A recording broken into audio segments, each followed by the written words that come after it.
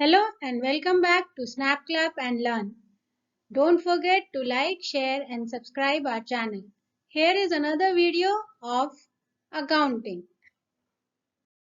with your mentor Dr. J.C. Vaishne. In today's video, we will learn about each step involved in the accounting process. Transactions. Transactions are of two types, monetary and non-monetary.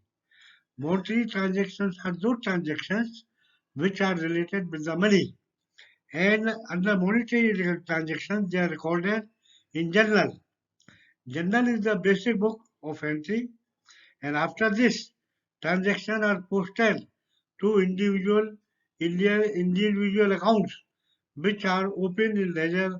Ledger is called the principal book of accounts. Now we have to study about the business transaction. Every transaction has a give and take.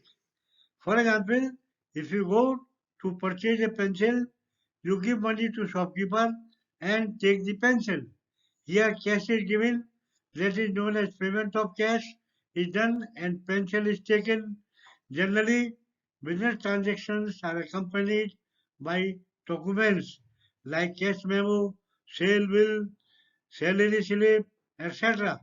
These documents provide evidence that transactions are done. Such documents are called source documents or vouchers. All recording in books is done on the basis of voucher.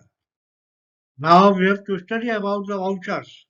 Accounting vouchers are of many types, depending on the number of debit and credit transactions recorded in them.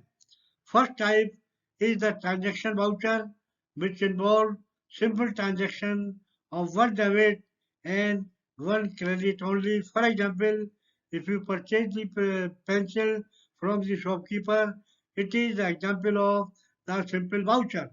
Second type of voucher is the compound voucher, which records transactions with multiple debit and credit and one debit and credit. For example, pencil, eraser, scale purchased from the shopkeeper. Another type is the complex general voucher, which records transactions with multiple debit and multiple credit. For example, pencil purchased from one shop, machine purchased from another shop, furniture from the third shop, etc.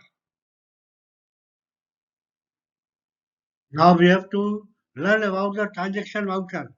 General design of a transaction voucher is like this, where voucher number will be there, date, which accounts to debit, which account to credit, amount of transaction, along with narration. Narration means explanation of the type of transaction.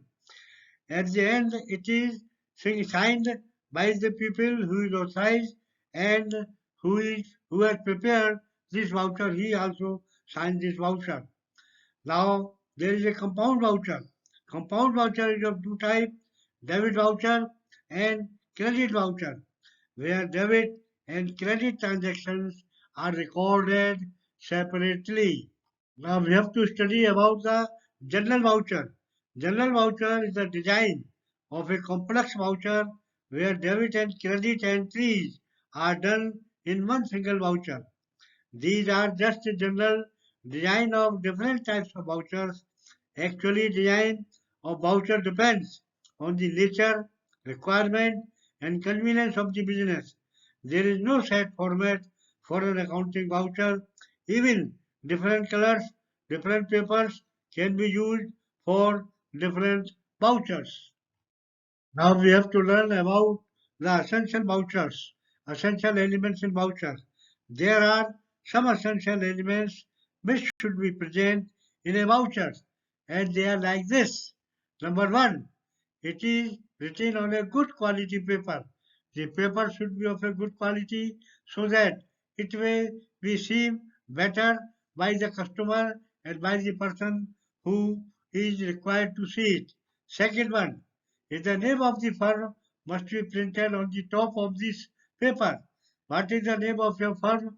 it should be printed on the paper, on the top of the paper, so that the people may understand that from which firm this voucher has been issued. Next point is the date of transaction is filled up against the date and not the date of the recording of transaction is to be mentioned. Whatever the transaction has been there, that date has to be mentioned so that everybody may understand that on which date this transaction was occurred in the business. Next point is the number of voucher is to be written in a serial order. There should be serial order in all the vouchers, and all the vouchers should be numbered serially, beginning from one to next to continuously. If there is no serially, then it is presumed that there has been some mistake or there has been some misappropriation in issuing the vouchers. The next point is the name of the account to be debited or credited is mentioned, meaning thereby to which account this voucher is to be debited or this voucher is to be credited. That has to be mentioned clearly in this voucher. Next point is the debit and credit amount to be written in figure against the amount. The amount should be written both in amount as well as in figure so that it should be resembled each other. Whatever the amount has been written, it should be mentioned in the writing in the figure also so that any person may match that both the amounts are the same and there is no difference between the between the amount column.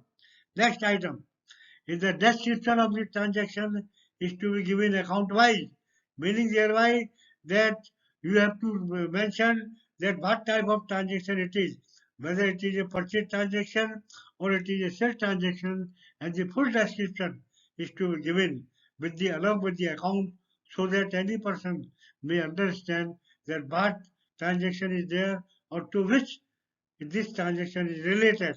Next point, the person who prepares the vouchers must mention his name along with his signature.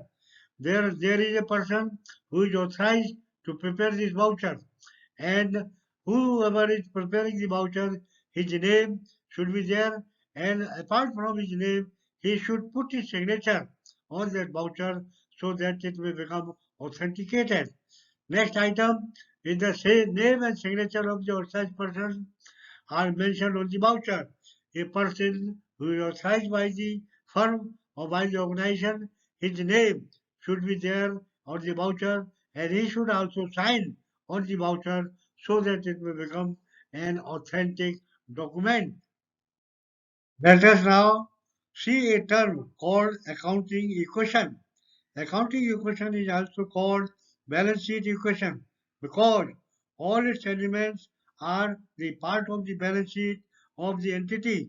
Equation says that total asset of a business entity should be equal to the total liability and capital of the business entity.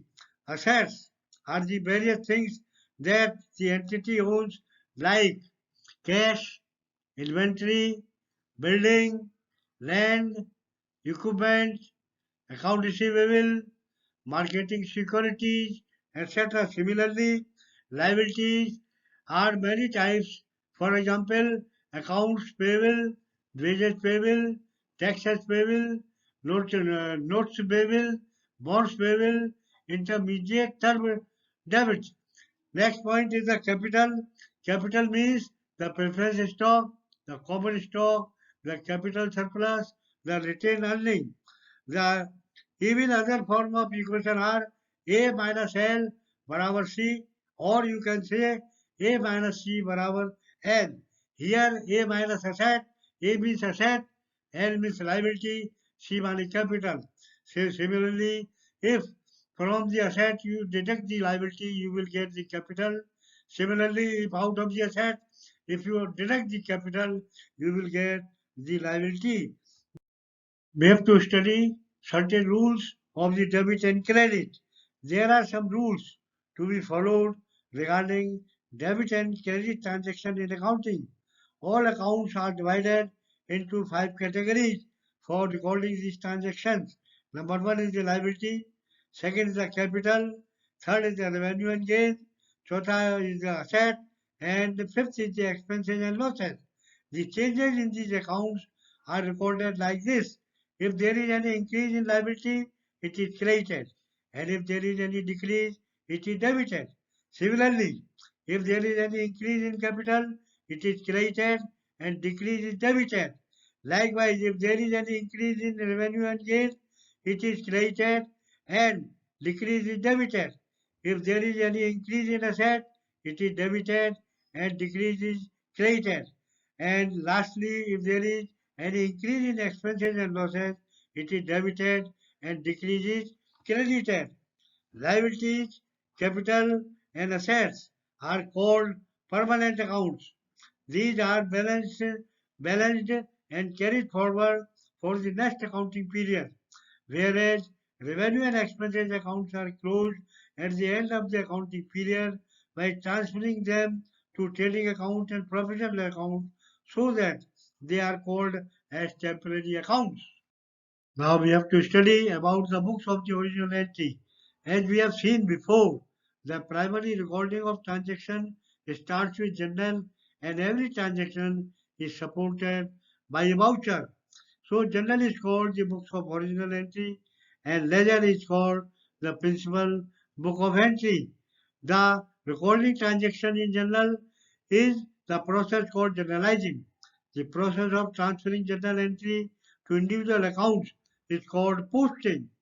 On account of number and commodities of most transactions, journal is subdivided into journal proper, cash book, and other day books. The other day book include purchase book, sales book, purchase return book, sales return book, bills receivable book, bills payable book. We will study about journalizing and posting first. Now we have to study about the journal and name of the account. What is the pro forma? The pro forma is already given in the book. This is the format of a journal where according to transaction date is written on which the transaction took place. In particular, the account title is to be debited is written on first line and the end of the column. Debit is written which is read as debit. In the second line, starting with the two accounts. Title to be credited is written and below that narration of transactions is given.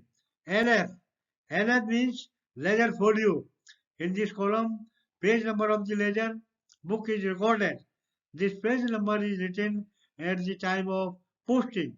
In debit and credit amount columns, the amount of the transaction is written. This is an example.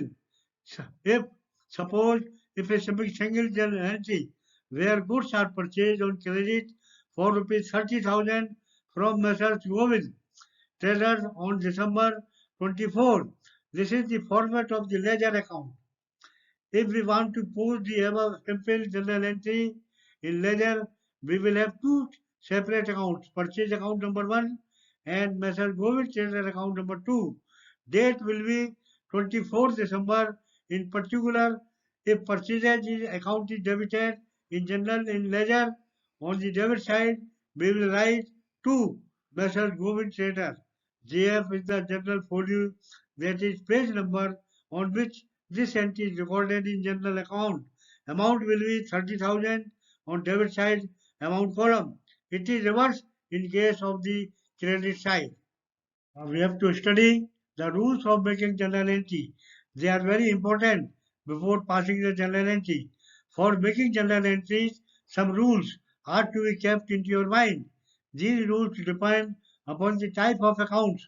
For these rules, accounts are of three types. First is the real account. For example, machinery, furniture, building, they purchased or sold, they come under the category of real account. Under real account, the rule is debit what comes in and credit what goes out.